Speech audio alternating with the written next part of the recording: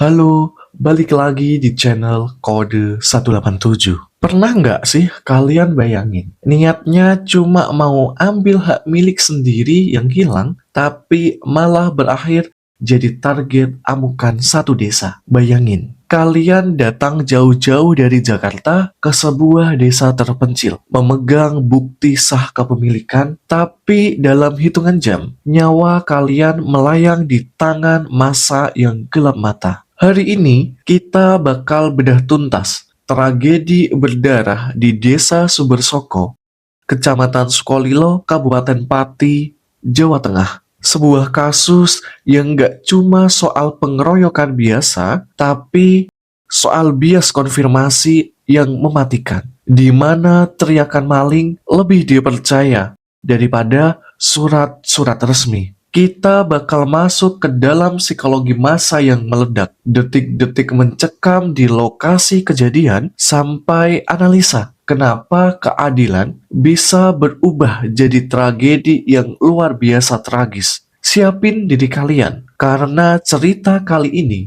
benar-benar bakal bikin kalian geleng-geleng kepala. Jika sudah siap, mari kita bahas kasus ini sedetail yang kita bisa.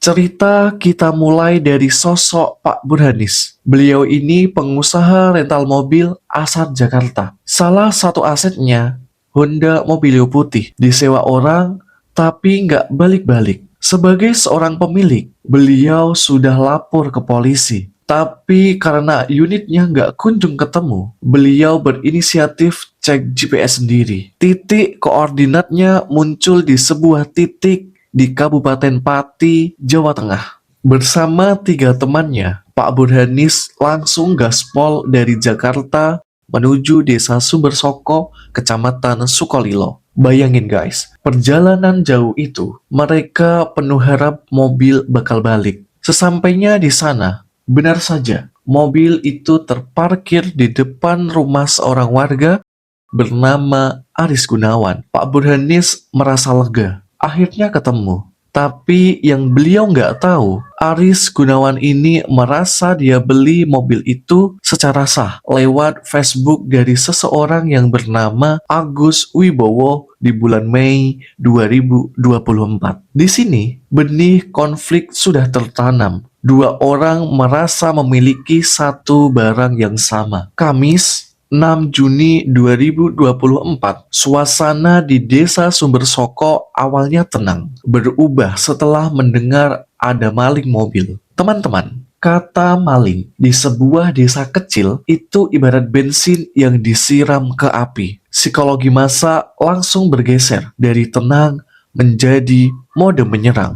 Bambang Cahyono yang sedang berada di bengkel motor milik Arif. Sekitar jam 2 sore, Bambang Cahyono didatangi Bianto. Lalu Bianto bilang kalau ada maling. Kemudian Bianto mengajak Bambang Cahyono untuk mencari atau mengejar pencuri yang dimaksud. Semula, Bambang Cahyono ini tidak mau. Namun, yang bersangkutan akhirnya bersedia dan selanjutnya membonceng motor Honda Beat yang dikendarai oleh Bianto. Bambang Cahyono langsung teriak, "Ayo gudak!" atau "ayo kejar." Tanpa nanya-nanya dulu, tanpa cek kebenaran, mereka langsung naik motor. Sementara Bianto mengendarai motor Beat. Mereka ngejar Pak Burhanis yang saat itu sudah berhasil membawa mobilnya keluar ke jalan desa Dukuh Tambak Selo. Mereka berdua segera melaju, berusaha mencari keberadaan yang diduga pencuri ke desa Sukolilo, namun tidak menemukan. Selanjutnya, mereka kembali ke desa Sumbersoko dan di pertengahan jalan, mereka berpapasan dengan korban Pak Burhanis yang sedang mengendarai mobil Honda Mobilio. Lalu, Bambang dan Bianto ini menghentikan kendaraan yang sedang dikendarai oleh Burhanis. Selanjutnya, Pak Burhanis menunjukkan berkas kendaraan mobil bahwa kendaraan itu adalah miliknya. Bambang Cahyono mengatakan bahwa untuk masalah itu nanti menunggu pemilik mobil datang. Karena setahu Bambang, mobil tersebut adalah milik Aris Gunawan. Kemudian selang waktu yang tidak lama, datang Endro. Lalu datang lagi Dodi naik motor Beat juga. Selanjutnya datang lagi Mas Budi naik motor Evo. Selanjutnya semakin banyak orang yang datang ke lokasi dan Aris Gunawan yang menurut tetangga sebagai pemilik mobil tidak kunjung datang, memicu salah satu warga yang bernama Budi tersulut emosi. Bambang bersama Endro mencoba menahan untuk tidak emosi. Selanjutnya Budi menyuruh Bambang untuk membawa mobil kembali ke rumah Aris bersama Endro dan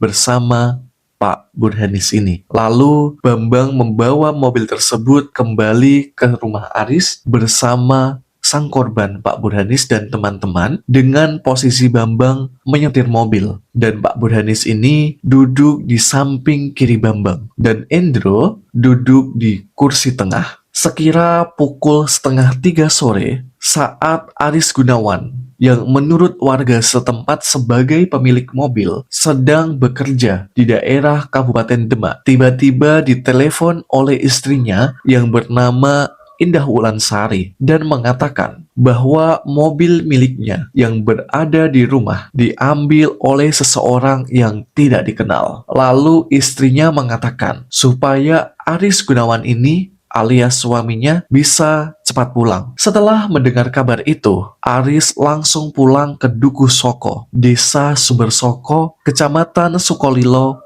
Kabupaten Pati. Aris dengan menggunakan sepeda motor Yamaha NMAX-nya, dengan meluap-luap emosinya langsung melaju ke daerah Kabupaten Pati. Sesampainya mobil tersebut di halaman rumah Toto Aldiarso, masa sudah menunggu. Begitu mobil terbuka, Pak Burhanis dipaksa turun. Disinilah kekerasan fisik dimulai. Endro mendorong Pak Burhanis sampai jatuh tengkurap ke tanah yang keras. Tanpa ampun, punggung Pak Burhanis diinjak oleh Endro. Kemudian, Bambang menyusul dengan 2 kali injakan di punggung. Pak Burhanis sudah tidak berdaya. Wajahnya mencium tanah, dikelilingi puluhan orang yang meneriakinya sebagai pencuri. Rasa sakit fisik itu mungkin gak sebanding dengan rasa sesak di dada karena dituduh melakukan perbuatan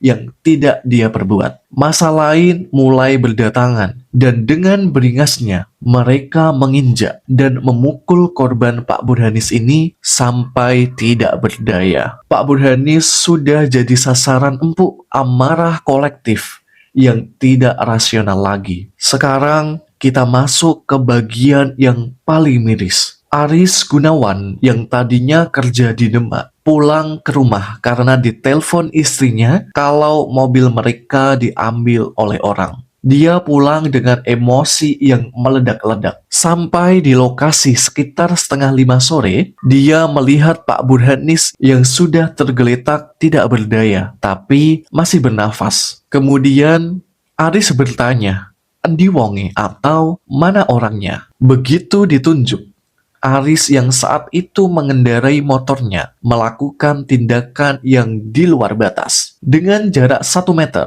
dia langsung melindas tubuh Pak Burhanis dengan motor NMAX-nya. Ban depan NMAX-nya itu mengenai leher kiri, lalu ke dada Pak Burhanis. Tubuh Pak Burhanis sempat tersangkut di bawah kolong motor sampai posisinya berbalik jadi terlentang. Karena motornya nyangkut, Aris turun dan tanpa menambah gas, dia mendorong motor itu secara manual supaya ban belakangnya melindas lengan kanan dan dada Pak Burhanis lagi. Ini bukan lagi sekadar pengeroyokan. Ini adalah tindakan tanpa rasa kemanusiaan sedikitpun. Dan sayangnya, setelah semua kekerasan itu, Pak Burhanis akhirnya meninggal dunia. Tragedi Sukolilo ini adalah pengingat keras buat kita semua. Betapa bahayanya ketika kita merasa benar hanya karena kita ramai-ramai. Main hakim sendiri nggak pernah berakhir dengan baik. Pak Burhanis kehilangan nyawanya saat mencoba mempertahankan apa yang secara hukum adalah miliknya. Sementara warga yang main hakim sendiri sekarang harus merasakan dinginnya jeruji besi. Kasus ini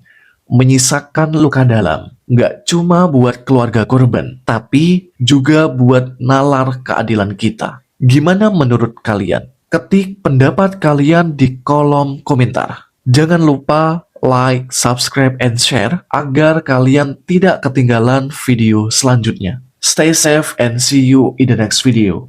Bye.